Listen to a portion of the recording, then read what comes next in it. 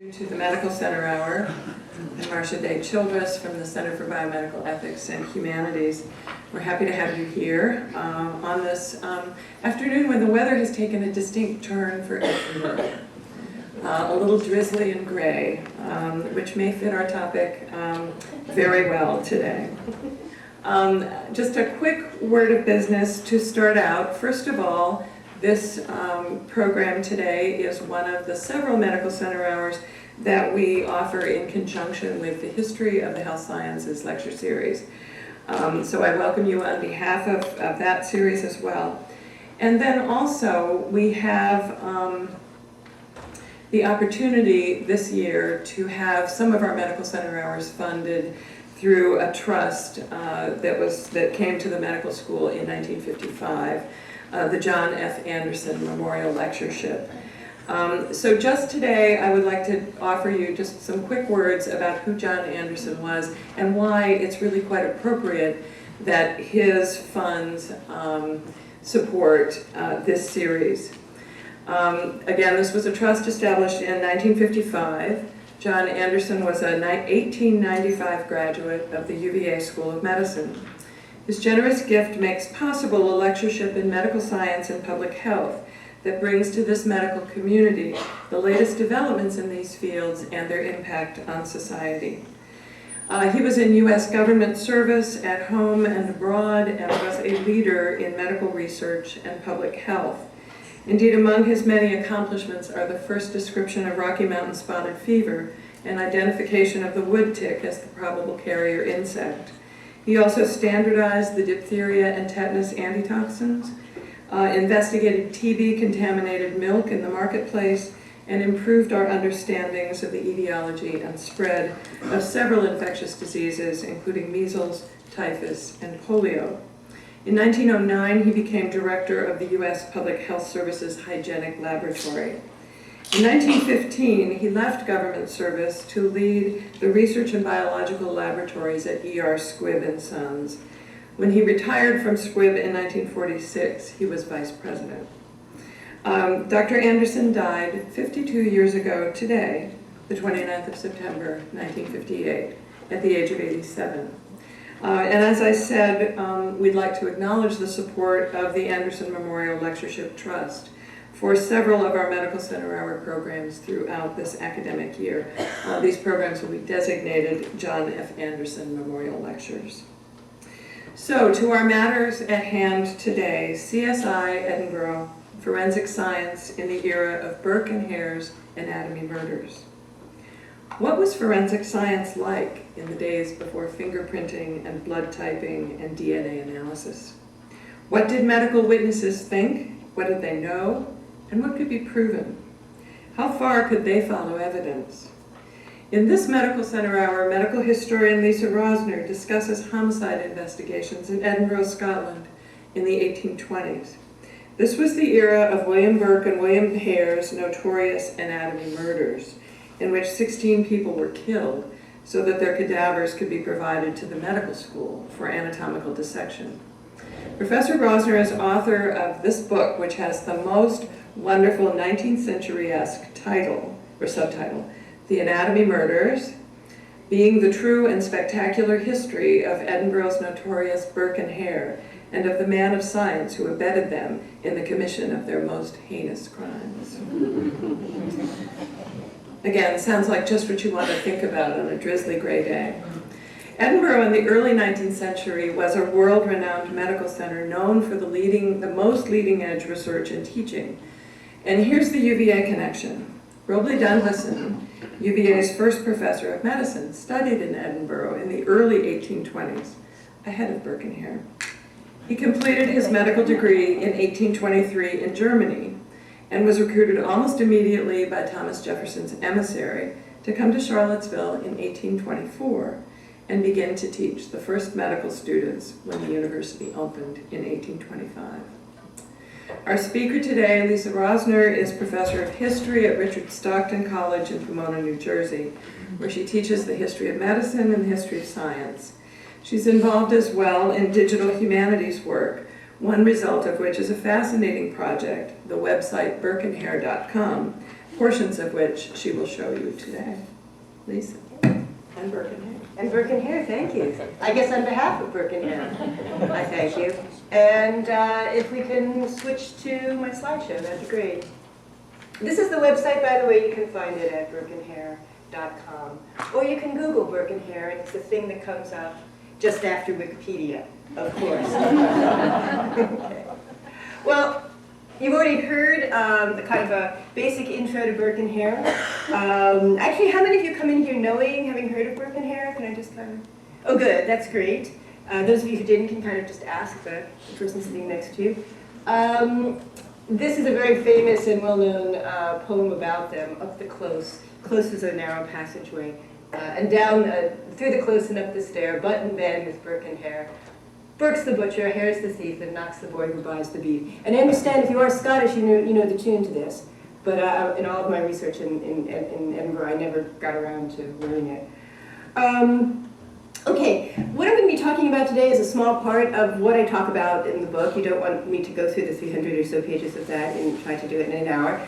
And it's going to be on the forensic science. And I was very impressed as I researched Burke and Hare to find out about the standard forensic procedures that were in place in the Scottish judiciary. And I'm going to talk about that. One thing that will make it easier for you to keep in mind as I go forward, though I'll explain it more in detail later, is that the Scots law is different from English law. It's an entirely different system. It's a different legal degree. It works differently. And a lot of those peculiarities explain why Scotland has, for hundreds of years in fact, been a real center for forensic science. And if you like reading true crime stories, sooner or later you're going to get some of the Scottish cases because they were very famous cases. Okay, does anyone here watch CSI? Okay. I used to be a CSI junkie. I kind of, I miss Gil Grissom, so I don't watch it as often. But what I'm going to do is I'm going to start off with a kind of a CSI Edinburgh. CSIs always start with views of the city. So here we are in Edinburgh. How many of you have been, to Edinburgh?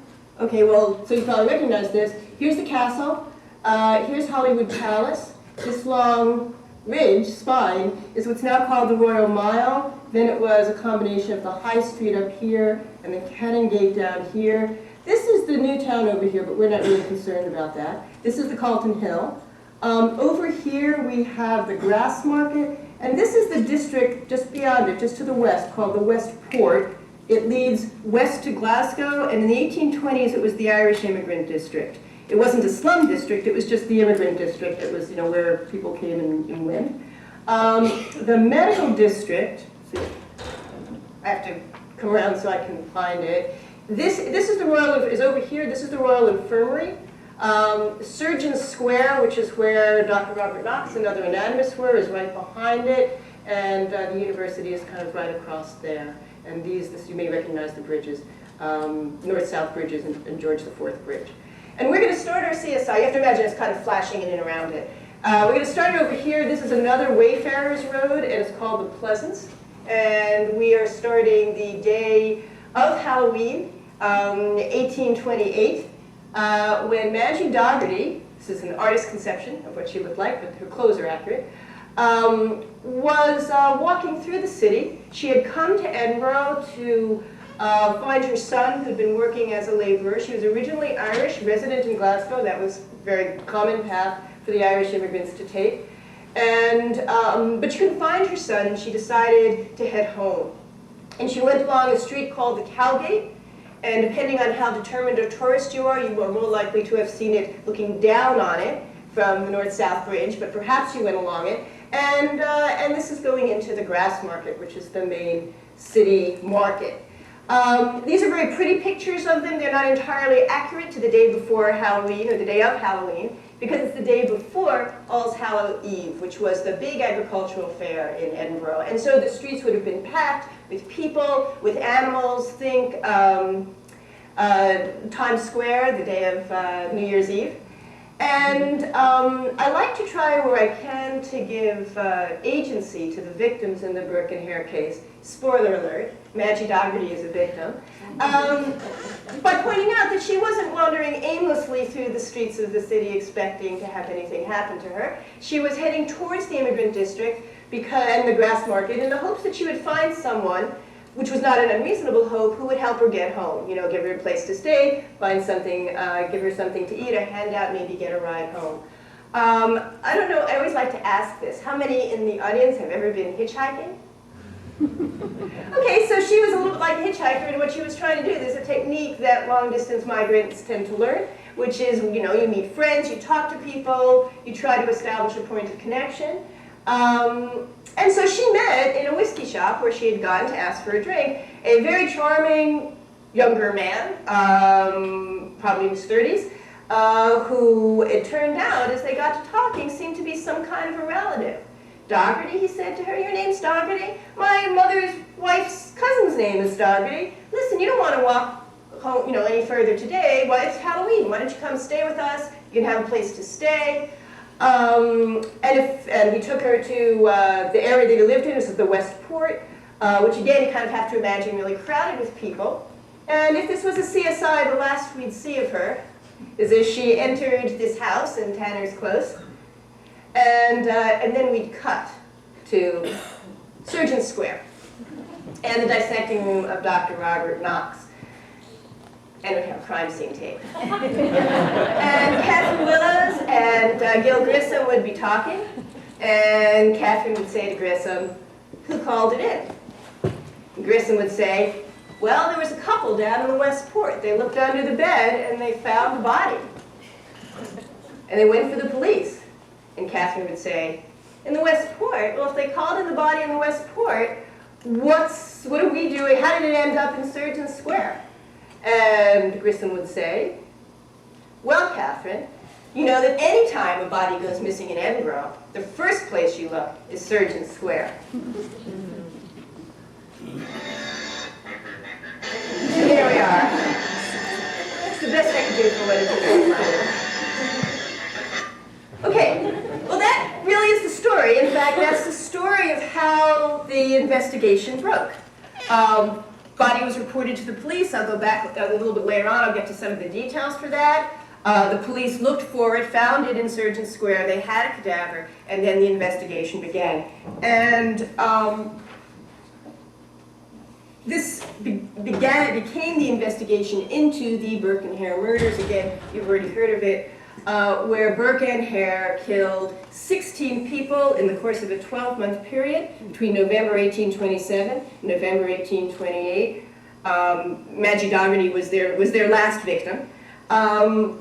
In order to sell the cadavers to an anatomy professor named Robert Knox. It's the same anatomy professor for all 16 cadavers.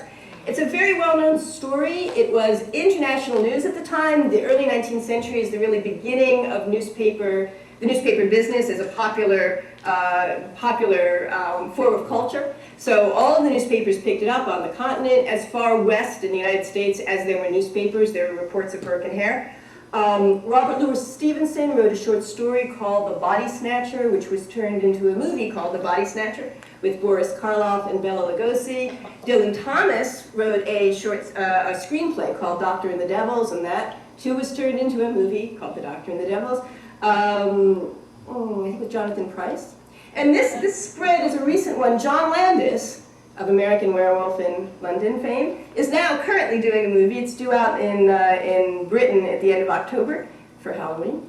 It's got Simon Pegg and Andy Serkis in it. And all of again, in the sort of great newspaper spirit, this is the spread from a Glasgow Sunday Mail special supplement, some 17 pages about Scotland's serial killers called Scotland's Serial Killers Inside the Minds of Our Most Evil Men. This is for Burke and Hare. Each of their serial killers they wanted an eyewitness account of. And for Burke and Hare, I was the closest thing they could come to an eyewitness account. So I just thought I'd show it to you. This is, of course, Pegg and Serkis rather than Burke and Hare themselves. This is what Burke and Hare looked like. William Burke, William Hare. This is Helen M'Dougal. That's Burke's partner. They were not legally married, but they lived together as man and wife. So that's Helen M'Dougal. This is Margaret Hare, William Hare's wife. They were legally married in the Catholic Church. This is their child, and we don't know the name of the child. In any murder, you look for opportunity, for means, and for motive.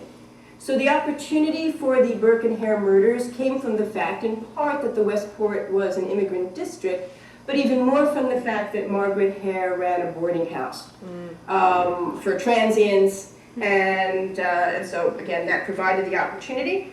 The means was a form of suffocation in which they would compress the victim's chest while covering their nose and mouth to stop them breathing. Burking is what it came to be called. This is actually a really hard way to murder people. It's a verb, to burk. I burked, you burk. We all burk. It's actually a really hard way to murder people. I tried it on my husband. Well, I had to have some friendly person to do this. And if you think about it, it is really hard. Not only because anybody who is kind of alive and well and kicking is not going to lie there and let you compress their chest. And also because that's what you have a rib cage for. I mean, even, it's just really not designed to be compressed. So what Burke and Hare had to do was or what they did was they got their victims very, very drunk so that they would be insensible and so that they could press down on the chest. And that became almost a qualification for how you became a Burke and Hare victim. They'd have to be able to get you to drink to excess. So, an exception to that, but that's for the most part how it worked. In this, they were aided again by their partners, Margaret Hare and Helen M'Dougal, and the degree of guilt or innocence I'm going to get to later. But it seems fairly clear that again, most people are not going to sit around and drink with two strange guys in a boarding house, but if everybody's sitting around and drinking together in a convivial way, it's more likely that it would be more successful. The motive was gain. For them, they earned between 7 and 10 pounds per cadaver. That's the equivalent of, let's say, 3 months' work. But even saying it like that doesn't really convey it because it's just a huge sum of money to get in hand. I mean, they never would have had that much money all in one lump sum. Incidentally, they were paid by banknotes, which they then went to the Bank of Scotland and transferred into cash. So I mean, there's all the payment was all above board. The person who brought the cadavers, he's not the focus of this lecture, but I can talk more about him later if you're interested in him. His name is Robert Knox. He was an up-and-coming anatomy lecturer. He's a private lecturer, very ambitious. And this is a caricature. There are many caricatures of him from the period of the trial, but it's more or less what he looked like, and more or less how he dressed for the dissection. And this is an entirely imaginary body, and again, this is his dissecting class. Originally, all 4 of the alleged perpetrators, that is to say Burke Hare, M'Dougal, and Margaret Hare, were arrested. Ultimately, William and Margaret Hare turned witness for the prosecution, what in British law is called crown witnesses. If you like English detective or British detective stories, you've, I'm sure, heard that phrase, in exchange for immunity from prosecution. Burke and M'Dougal were formally tried with 3 of the murders, including that of Madgy Docherty. Burke was found guilty and executed and publicly dissected. The case against M'Dougal was found not proven. And I'm going to and it's a very distinctive verdict in Scots law. It counts as an acquittal. And I'm going to talk a little bit more about it because it's one of the really distinctive things that I think is important for understanding why forensic evidence was so important. Yeah, and that's an image of, William Burke, the murderer, being hanged at the head of Liberton Wynd. So that's purports to be a picture of the prosecution, of the execution. Now, in the 1820s, modern forensics was not yet established. I mean, there was no blood typing, there's no fingerprinting, and there's certainly no DNA analysis. Most histories of forensic science, therefore, kind of skip over it. But one of the things I found in my research on Burke and Hare was that Edinburgh judicial procedures were really animated by the same kind of spirit that animates modern forensic procedures. In fact, they did have forensic procedures, and I think it really warrants taking a closer look at it. And so what I'm going to do is explain the procedures by walking you through a different Edinburgh homicide case and kind of bring in some examples, and then I'm going to take you back to Burke and Hare. So we're going to start by looking at a pretty typical example of an Edinburgh murder case. I like to call it the case of the bloody knife, which is a domestic crime. There were not very many murders in Edinburgh at all. They were mostly of the two guys fighting in a pub, one hits the other a little too hard variety, or they were domestic crimes where, you know, somebody happened to have a knife to hand instead of a stick. So this is one of those cases. Late on a summer evening, the police were called to what would ultimately prove to be a fatal stabbing just off the high street in the Old Town. Again, Edinburgh was unusual in having a police force in the 1820s. The London Metropolitan Police didn't get started for about 10 years later, and the Edinburgh police force went back to the turn of the 19th century, and the procedures were very well established. The police establishment was a branch of city government. It was set up in a way to provide all kinds of what you can think of as janitorial services for the city. So it was responsible for keeping streets clean, for cleaning up excrement, for, you know, keeping the public necessaries, that is the toilet, clean. They were in charge of the street lighting and of keeping the streets safe. So that's, you know, one of their, and it grew to be their most important function, but that was the way they started. They didn't have the manpower to patrol throughout Edinburgh, so they stayed in police stations and they kept an eye on the haunts of known criminals. So in the case of, again, a domestic crime where it's not, you know, professional thieves, they had to be called in. And so they were called in because, again, there was this case of this guy, James Gow, had apparently stabbed both his wife and another man. Again, very unusually for the period, they employed a full-time police surgeon. His name was Alexander Black, and he was a kind of a frontline medic. He was called when somebody was hurt, but also he had really important judiciary functions to pay attention to the crime scene. So in this case, when he was called, he was later asked to give testimony, so I'm going to read to you the testimony now. When he arrived at the crime scene, he found a woman, Mrs. Gow, in the stairwell. Edinburgh houses are mostly apartment buildings, with, so there's a lot about stairs. And as he testified, she was lying on the floor, all covered with blood.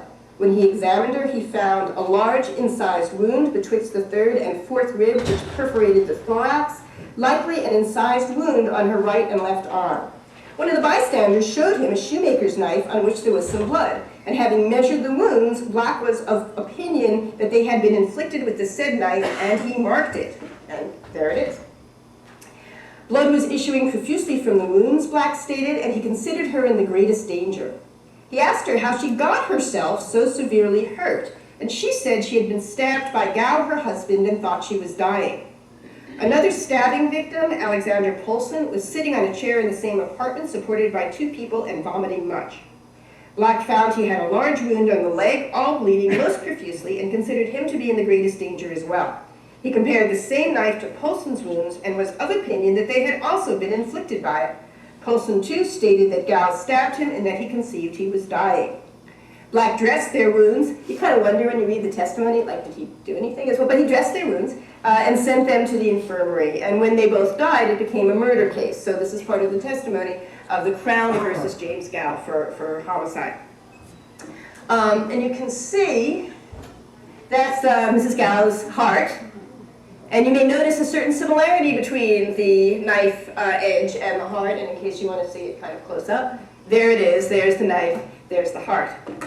I would like to take a moment to comment on how precise Black's testimony is. It's clearly designed to answer the question, what was the cause of death? It recounts what he saw at the crime scene itself. It established that the knife could have been responsible for the wounds. It doesn't say it was, but it could have been responsible for the wounds. One, that the wounds put the two victims in danger of their lives. Two, and that both victims identified Gow as the person who stabbed them. So he's determined all of that even before it's a case. After the death of the two victims, two medical inspectors appointed by the court gave testimony that they had indeed died from the knife wounds rather than some other cause. And again, that's another important point, and it's from one of the medical inspectors who was a fellow of the Royal College of Surgeons, that these have been preserved, and they're in the collection of the Royal College of Surgeons of Edinburgh. The procedures that Black followed were later published, but clearly were already standard procedures. In this document, it's called Suggestions for the Medical Legal Examination of Dead Bodies, and it gave very clear instructions on what to do in a crime scene. You go to the crime scene, you inspect it, you take with you all kinds of measuring cups, implements, all of those things. Anything that could be weighed, measured, and recorded, was weighed, measured, and recorded, and one of my favorite lines from the text is, conjectural estimates and comparisons, however common, even in medical legal inspections, are quite inadmissible. So it's sort of like, I don't know if you've seen some of the cell phone things, you know, not 40-ish, $40 exactly. I mean, it's not, you know, it sort of could maybe fit the knife. Yes, indeed, it could, you know, the knife could fit in that heart. And maybe you're asking yourself at this point, as I asked myself, why? Why are they doing all of this? Here's the husband, here's the wife, here's this other man. You know, two of them are dead, one's, I mean, one you know, is there. Clearly, the guy's guilty, end of story. Why not just lock him up and you know, and that's that? And the answer has to do with the relationship of the police to the judicial system in Scotland, and also, again, to Scots law. So this is where we're going to get into some of the technical legal stuff. The police could and they did take Gow into custody, but they couldn't keep him there without a warrant. To get to a warrant, they had to go to the Crown Office, which is not an individual office, but is the Justice Department in Scotland. And the official whose job it was to decide whether a crime had been committed, and thus whether they could get a warrant for incarceration, that is, keeping the guy in prison, was called the Procurator Fiscal. In Scotland, he's affectionately known as the Fisc, but I've just never gotten used to that. So I'm going to call him the Procurator Fiscal, and he's the closest American equivalent is the DA. So the police, who are a branch of the city government and kind of report back to the city, are now interacting with the judiciary, which has its whole different jurisdiction. It's part of the Crown Office, and the head of the Crown Office is an official called the Lord Advocate. And he had a host of different legal duties in Scotland, but for our purposes, he's the person in whose name every court case is held. He's always the head of the prosecution. It may not be physically the Lord Advocate, it may be his advocates depute who are trying the case for the prosecution, but he's the official who's always in charge. And in the 1820s, the official happened to be a very active prosecutor. Okay, you got that so far. Now, the Crown Office officials and Lord Advocate were political positions. They had to be good lawyers because Scotland liked that. I can talk more about that later, why. But they were political positions, and therefore they were always appointed by the party in power in Parliament. The party in power in Parliament in the 20s are the Tories. This is a great period of reform, parliamentary reform in Britain. So the major fight is between the Tories, who hold power in Parliament, the Whigs, who are their political opponents and are known as the opposition, with a capital O. So in Edinburgh, that version of that political fight was played out in that the prosecution were always Tories. And for that matter, the judges who presided, and again, Scottish law is complicated, and I will go there only if you ask more questions, but the judges who always presided are also Tories. So no problem, right? Slam dunk. No. It was a very jealously guarded privilege of the Scottish bar. It wasn't a right, but it was a privilege that anyone tried for high crimes, for a felony, which murder would be, was entitled to legal representation. Now, since the Tory lawyers were always going to be on the side of the prosecution, it was the Whigs who were always on the side of the defense. And they were excellent lawyers. Again, the parliamentary fight in London was played out in Edinburgh in the law court. And that meant that as the Procurator Fiscal put his case together, he always had to be very mindful of the fact that whoever the accused was, he or she was going to be defended by very able lawyers who had all the tricks of the legal trade at their fingertips, and he had to put together the best, absolutely the best possible case. And he had to assume that every piece of evidence was going to be scrutinized. And this is where one of those quirks of Scottish law that I mentioned earlier comes in, which is that the third verdict, the not proven verdict.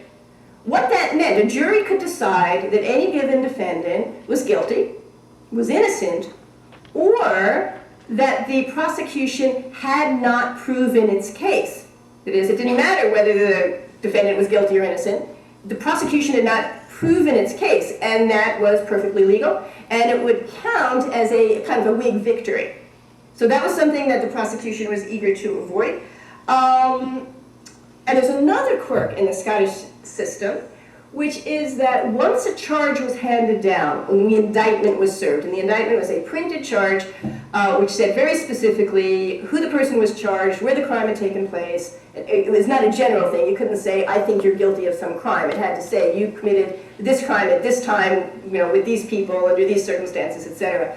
Once that was handed down, the defendant couldn't be questioned anymore. And again, that's different from English law, and it's something I can talk about more later.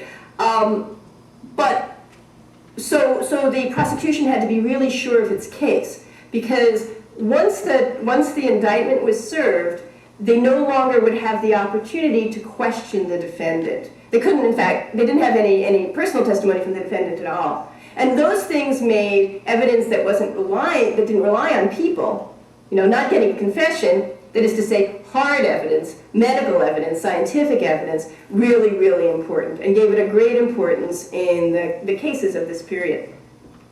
And so this is just an example of, again, the procedures that were set out. This is a printed form that was printed up, in probably the hundreds for the Procurator Fiscal. It tells you, it's a little hard to read, but they had to list the name of the accused, the date of first arrest, the date that he was committed to or she was committed to incarceration, the name of the magistrate who had done this, the date of the testimonies, which are called the precognition, the date when the case was finally put together and was sent over to the prosecutors. And fortunately for me, the Crown Office was a lot of different offices, so there's a lot of back and forth about, is the case ready? The Procurator Fiscal would send it upstairs. The Crown agent would examine it and say, no, you need to go back, you need to get this kind of evidence. Can we find any evidence of this or that? That would convince a jury, and so on. So that's what it looked like. And I think I better speed it up a little bit. Okay. Now, in the case of James Gow, again, it wasn't a particularly difficult case. He claimed to know nothing whatsoever about the murders. He just blanked. He had just no idea how the two bodies were lying there bleeding in front of him. And it didn't really take very much. The hard evidence was such that he was, in fact, executed, that is, convicted and executed for murder. But the thing about the evidence is that it could also save a defendant's life. And again, a very well-documented case. There's Archibald Campbell, who was attacked by a person or persons unknown with acid in his stairwell, and the immediate suspects were his next-door neighbors. Euphemia McMillan, who had quarreled violently with him and had said she would have the bugger's life, or though she should hang at the head of Liberton's wine for it. And her husband had declared that he would wash his hands in Campbell's heart's blood. And so even though both of them claimed to have been asleep at the time of the assault, the very active police officer essentially followed a trail of acid drops leading from Campbell, where Campbell had been, had been assaulted, straight to the McMillan's door. He searched the room and didn't find any receptacle that would have held the acid, but he thought they might have thrown it out the window, so he checked the window. He didn't find any acid drops on the window frame, but he did in fact find a broken pot with some liquid in it down just below the window, and he tested it with his tongue, actually, and determined that it was acid-like. So that was very clear evidence implicating the McMillans in the case. But though Campbell died, again in the Royal Infirmary, the medical inspectors testified that he had not died from the acid, but instead from an infection that he had contracted in the infirmary. So even though McMillan was shown to have thrown the acid, plausibly, the prosecution proved that case, they could not prove that she was guilty of murder, that the acid was the cause of death. So in fact, again, it saved her life. She was transported instead. So that's the way the system works. And let me move on to Burke and Hare. So the cadaver was found. It was examined by Alexander Black. Again, that was his job to do that. And he didn't find, in this case, any bruises or wounds of any consequence. He did see that her face was swollen and of a blackish hue. Her eyes were swollen. There was blood around her nose and there was saliva. Please keep that in mind. But Black couldn't find any cuts on the face that would explain it. What he did is he then went to the alleged crime scene. That's where the body had turned up, which was Burke's apartment in the West Port.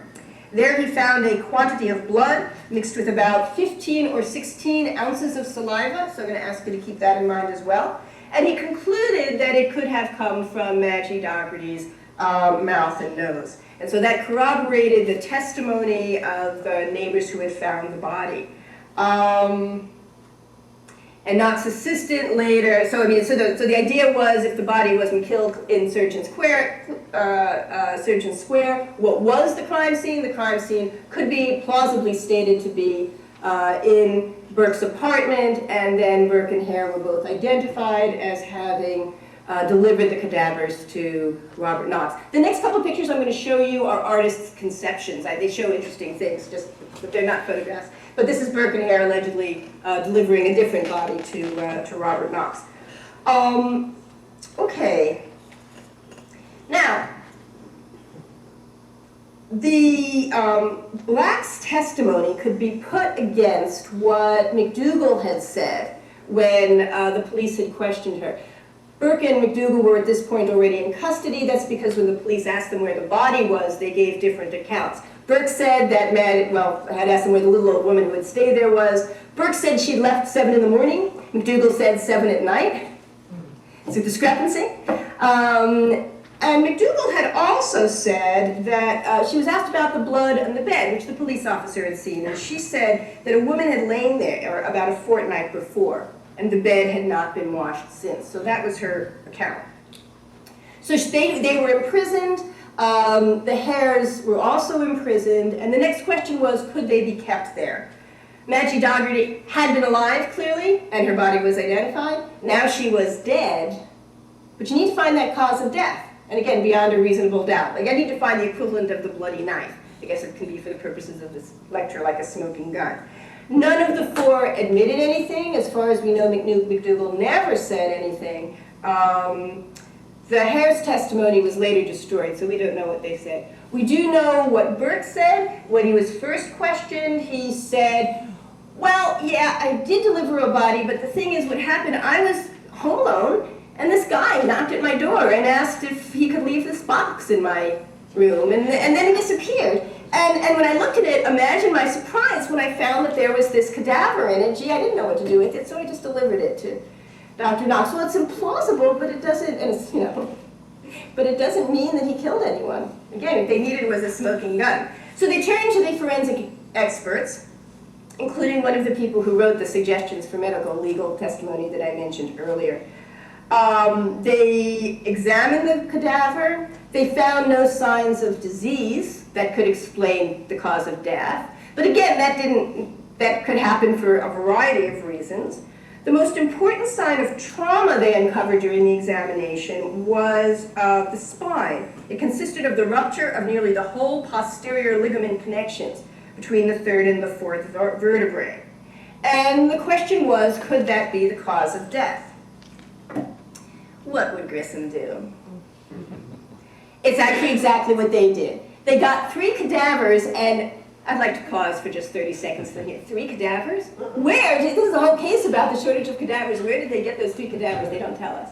But they got 3 cadavers, and they started packing them into a tea chest, basically to see if they could replicate the kind of lacerations that they saw on Madgy Docherty's body. And their answer was, in fact, that they could. And so that was clearly post-mortem. There were still some contusions that they thought could have been before death.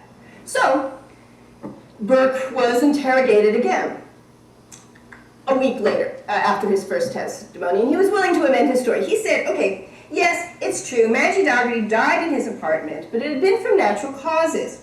They'd all been drinking together, the 2 Hares, Burke, M'Dougal, and Madgy Docherty, and at some point he and Hare had started to fight, and that was actually corroborated by witnesses.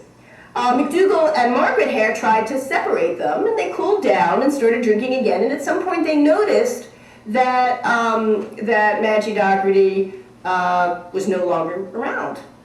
So they looked for her, And imagine their surprise. I'm exaggerating here. What he said was, on searching, they found her dead under the straw of the bed, lying against the wall, partly on her back and partly on her side. There was vomit from her mouth, but no blood. And we can imagine that he was asked, was there vomit from her mouth? Did you notice any blood? She was still warm, but not breathing. And one of the interesting things about this story is, I just want to again kind of point this out, is it makes a really valiant effort to get the four of them in one part of the room fighting, while Madgy Docherty is presumably crawling off to some other part of the room. And again, I can talk about that later. The thing is, the medical evidence clearly contradicted this. At 11, the woman, though intoxicated, one of the medical inspectors later commented, was sensible enough to be able to dance and sing. A few hours later, she was dead. Well, if that was the case, they would have expected to find some evidence of spirituous liquors still in her stomach, but they hadn't found anything. They had examined the stomach. What they found was what looked like undigested porridge, but nothing to indicate that quantity of drinking. And also, you can't crawl off under the straw and then suffocate from the straw. For her to have suffocated from that cause, something would have had to have been wedged in her mouth, and there was no evidence for that. And again, from our point of view, you wouldn't expect someone to be crawling to then suddenly die of suffocation. If she was going to suffocate from her own vomit, she would typically be on her back. So, okay, but still, even if the forensic evidence could be used against Burke in this way, it didn't mean he lied. People lie for all sorts of reasons. It's noteworthy that Burke never tried to save himself by accusing Hare, as he could have done. He maintained that he never killed the woman, Hare never killed the woman, he didn't think anyone else ever killed the woman, he maintained that she had died of natural causes, of intoxication. And as we know, the way the justiciary resolved this issue was to talk to Hare. Hare was not as willing to protect his partner. It's Hare's testimony, not the medical inspectors, not Alexander Black's, that sent Burke to the gallows. But again, that doesn't mean the forensic evidence was useless. It certainly saved M'Dougal's life. Again, this is an artist's reconstruction of Hare's testimony. Hare said he sat in the chair for the whole time while Burke killed M'Dougal. And he also said that, Burke killed Marjorie Campbell, and this is supposedly M'Dougal here, and this is Margaret Hare. So that his testimony clearly put M'Dougal in the room and a partner to the crime. But as her defense attorney argued, there was no evidence other than these very dubious statements to put her anywhere near the room. And even her own testimony, which was clearly a lie, about the woman lying, the blood coming from the woman who had lain in the bed 2 weeks earlier, remember that? That's contradicted by the medical testimony. I asked you to remember the 15 or 16 ounces of saliva. Okay, there isn't any way that she could have, or the assumption was, I didn't say that in any way, it suggested that she had never seen the bloody body. That is, she'd never actually seen the quantity of blood that was found by the police surgeon. So again, it's one of a number of reasons why the case against her was found not proven. And so the real value of the forensic evidence seems to me not to come so much from who it convicted, but who it acquitted. And I'm just about done, so I'm just at the time. The point I want to make about it is it's not that everywhere in the world was this scrupulous. This is a picture of again, it's an artist's conception of the rage of the populace against the Burkers. This was big news. Everyone, I mean, not just the city of Edinburgh, but throughout Great Britain, there was an enormous outcry. There was enormous kind of hysteria against Burkers, against murderers, and also against the anatomists who were believed to have supported them. And so great was the public, and even despite that, M'Dougal, the case against M'Dougal, the jury trial, the case was found not proven. And in contrast to that was the case of a woman who was known to the press as atrocious Eliza Walsh, who was convicted and executed for burking an old woman a few years later, based on the flimsiest of circumstantial evidence. No blood, no measurements, no testimony from any medical inspector, The only witness, a young child, and no cadaver. It actually made legal history for that, because it's very, very rare for a jury to convict a murder without having a cadaver. But that was way down south in London. I'm sure such a thing would never have happened in Edinburgh. Thank you very much.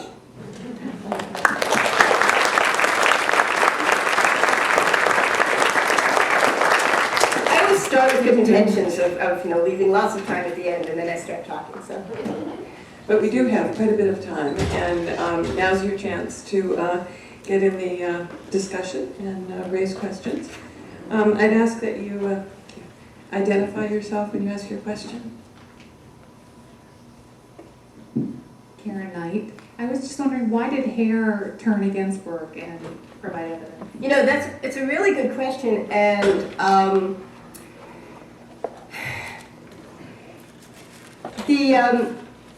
one of the things that the Scottish judiciary were good at was getting people to turn. It was their standard practice. If you couldn't get a conviction any other way, that was what you did. And it carried with it the risk that you were letting one of the Mr. Bad Guys, in this case, go free. And so we have the Lord Advocate's discussion of it. What we don't have is Hare's. And it's usually been assumed that he was just delighted to turn on his own friend. But I think it's more to it than that. For one thing, it wasn't just him, but it's also his wife. So they both got immunity from prosecution. The other thing is, we're familiar with CSI and detective stories and all of those things, but it was not a genre in the 1820s. So Burke and Hare, weren't familiar with alibis. They probably knew something of judicial procedure, but probably not that much. And what Burke, we know a lot about this because Burke later confessed, and one of the things he said is that they'd assumed all along that no one would ever know about this because there were only just the two of them. So who else could ever know? And my theory, which I didn't put in the book because it's just a theory and I couldn't prove it, is that it was again in part the forensic evidence that if the police were coming back to Hare in the same way they were clearly to Burke and asking questions about things that it never would have occurred to Hare, anyone would know that must have acted very powerfully on him. He was the younger of the two. The murder had actually taken place in Burke's house. And it was Burke who had been more active in this murder in contacting the anatomist. So for all of those reasons, it probably seemed to him, to the judiciary officials, that he would be a better case. It would be easier to get him to turn than it would be to get Burke. And again, we have Burke's testimony.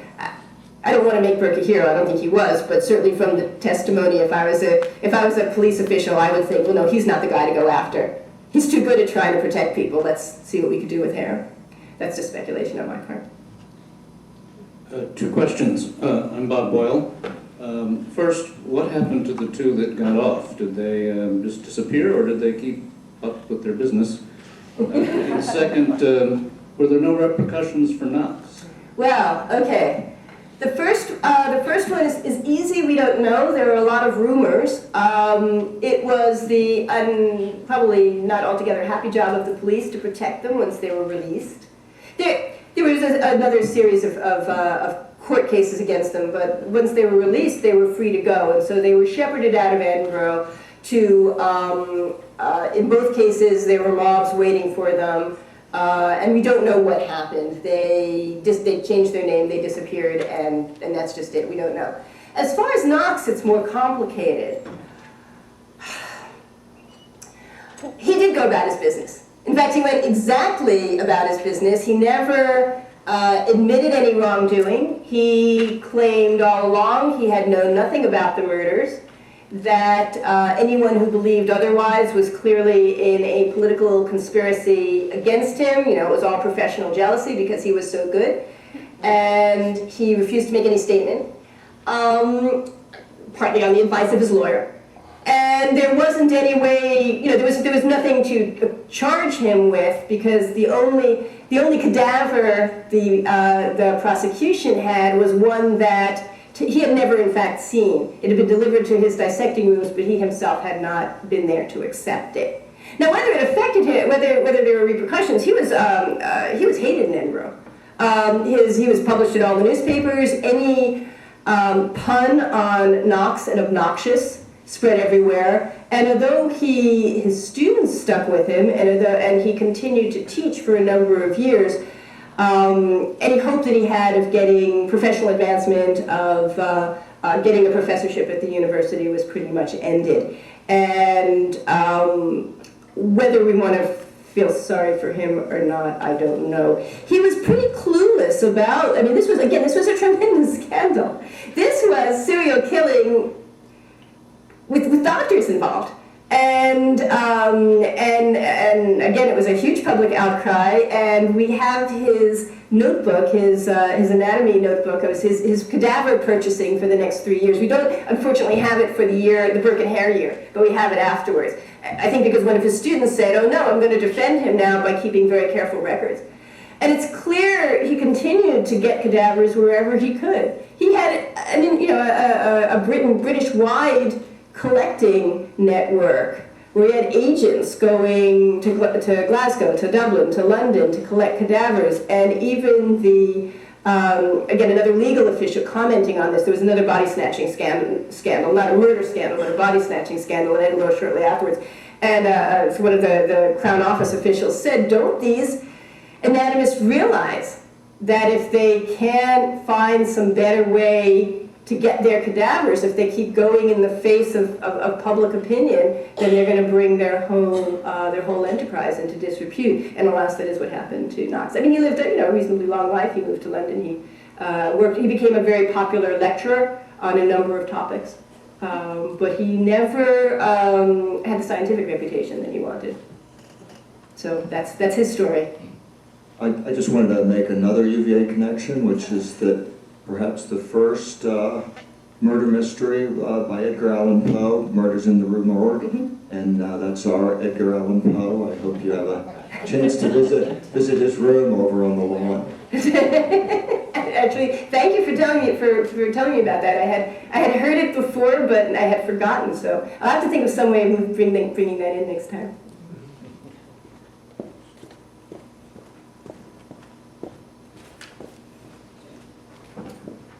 I could just speak on People in the back want to hear you too. Hi, I'm Camila Knoll. I had a quick question about other methods of cadaver collection. What were the general ways that Knox, even not through murders, would obtain cadavers? Was it grave robbery or abandoned cadavers? Yeah, that's a great question. Okay. The only legal way that anyone in Britain could get cadavers was condemned criminals. And in every city, there weren't very many of them in the first place, and in every city this was a very jealously sought after privilege. So in Edinburgh, as in London and elsewhere, certain people were in people and could get cadavers and certain people weren't. So the person with the official title, Professor of Anatomy at the University of Edinburgh, had the right for all of the condemned criminals' cadavers. And then, this was actually written up in broadsides. Somebody was executed and his body dissected by Professor Monroe. But there weren't very many of them. And whereas some 50 to 60 years earlier, what would happen is that medical students and professors would go out and rob graves themselves. That, by the 1820s, they had been cut out they turned to the trained professionals. Because it wasn't easy to rob graves. It's a kind of a specialized form of theft. If you think about it, you can't rob a grave at any time. You need to do it when there is a freshly buried cadaver, or it's too late. And so throughout Britain, people would form the equivalent of neighborhood watches over the graves. So to know, A, when a person had just died and when buried, and B, when the neighborhood watch might be elsewhere, local party or whatever, required informed knowledge, and so a set of professional thieves called resurrectionists, body snatchers, had sprung up. And there were professional body snatchers in Edinburgh, there were professional body snatchers in every city. People who cared about these things, which were anatomy lecturers, essentially employed agents. And these were, they were semi-professional. So that's where they would get the cadavers. And my guess is they were getting them from a lot of the same places as later was made legal under an Anatomy Act, which was passed in 1832. Workhouses, hospitals, it probably was possible to bribe people, well, not even bribe people, just to say, we'll save the parish the cost of burying those bodies from the poorhouse, we'll just kind of collect them and bring them. And how precisely, we'd love to know more about that network, but it was not something people wrote down much about. Sort of like smuggling during Prohibition, you know? People didn't write letters to each other saying, let's explain, you know, just how this is coming in. We actually did do a medical center hour program a couple of years ago about grave robbing as the source of cadavers for medical school dissection in the United States and in Virginia. That tape is, or that DVD is in the library. I'm also curious, just very quickly, if you would tell us about the origins of your website and the sort of digital humanities project that you're doing, and even where the software came from. Okay, absolutely, I'm happy to do that. One of the things that I wanted to do as I was working on this was just pinpoint where people were in time and space. So I got out a map of Edinburgh, and I started to do that. And Edinburgh was enormously well documented because a lot of it was subject to urban renewal in the later 19th century. There were just a lot of images from the early 19th century. And I started to put things, so I started with the map, and then I started to put the pictures together with the map. And that's what some of what I have on my website. If you click on it and you look at city tours, then you can get a tour where what I did is I traced the path that we know very well, which is Madgy Docherty's path, that I also tried to trace, for instance, a path that Robert Knox would have been on, and then the paths that we know William Burke took. And it proved enormously rewarding to do it that way. It showed what a small world Edinburgh was, but nonetheless that there were very well-defined worlds in a small space. There was a place where the lower orders went. You know, it made a difference, again, if you've been to Edinburgh, whether you walked along the Cowgate or whether you walked along the North Bridge and looked down on the Cowgate. I guess that's the South Bridge, and looked down on the Cowgate. And it also showed that what Burke did, it made it clear that he wasn't just, in fact, waiting in a boarding house for people to show up. He was being very active and very predatory. He was crossing boundaries. He was going to parts of the city where you wouldn't expect to find, you know, an Irish resident shoemaker, to look for murderers. And I was pleased with that discovery. Again, I could talk more, but we're running out of time, about some of it, because it gave, again, sometimes the Burke and Hare story has been told so many times that one of the ways it's often told is that victims were kind of hapless victims. Maybe they were asking for it. Why did they drink so much? Didn't they know any better? And I don't think that was true. I think Burke and Hare were not stupid. I think Burke was very active and enterprising and playing on social folkways, you know, the famed hospitality of the Irish, the kind of charming conversation that you make with people as you're standing around in a shop, which again, if you've been to Edinburgh, you've probably had those kinds of conversations too. When I went hitchhiking, people, took me home for lunch. I didn't get burped. So these were the kind of things that people expected, and I think it showed to me how predatory they were. That the victims were not somehow this amorphous, these lower class people who are always going to be victimized like this. They were living their ordinary lives, and they would have lived their ordinary lives for however long if they hadn't come across a murderer. And so it changed the way that I looked at them, and it shows, if I can small plug for digital humanities, and also for visualizing time and space in history. Not just looking at documents, but looking at pictures and looking at maps. It really changed my perspective on the case, and so I found it enormously valuable. And I welcome you. I hope that you have a chance to look more at the website and see what some of the places look like. I'd also like to let you know that the UVA bookstore couldn't be with us today, but I believe they do have some copies of Lisa Rosner's book. This is the bookstore over on top of the parking garage in Central Grounds. It's a very interesting and entertaining read, as you might expect. Please join me in thanking Lisa Rosner. Thank you very much. It's wonderful to be here. And we continue with something of a detective theme.